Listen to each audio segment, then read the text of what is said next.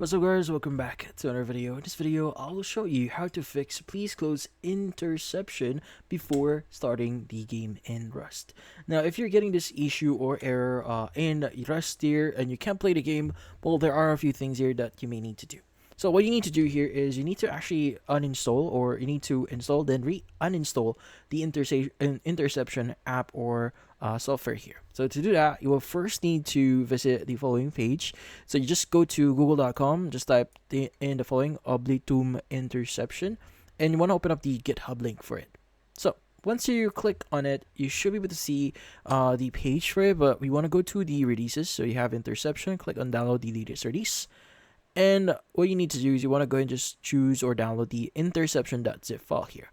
Now, once you have this downloaded, as you can see, we already have this downloaded. Let's go open up the folder itself. You want to go ahead and double click on it, and you want to extract this. So you can go and click on copy, or you can go extract this directly.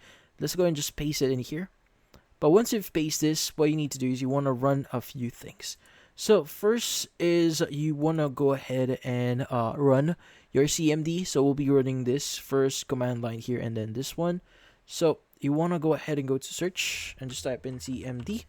And you want to right click on it and you want to go and click on run as administrator.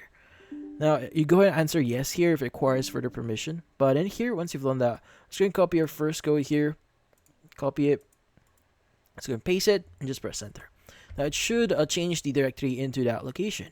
Now you want to go ahead and basically get this one, copy this, and you want to go just paste it in here. Let's go and just paste it.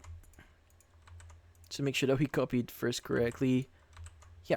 So once you've done that, you go and just press enter, and it's going to uninstall the app from your PC, and usually that should solve your issue. But that's about it. So if you found this video helpful, don't forget to leave a like or maybe subscribe to our channel. Thank you for watching.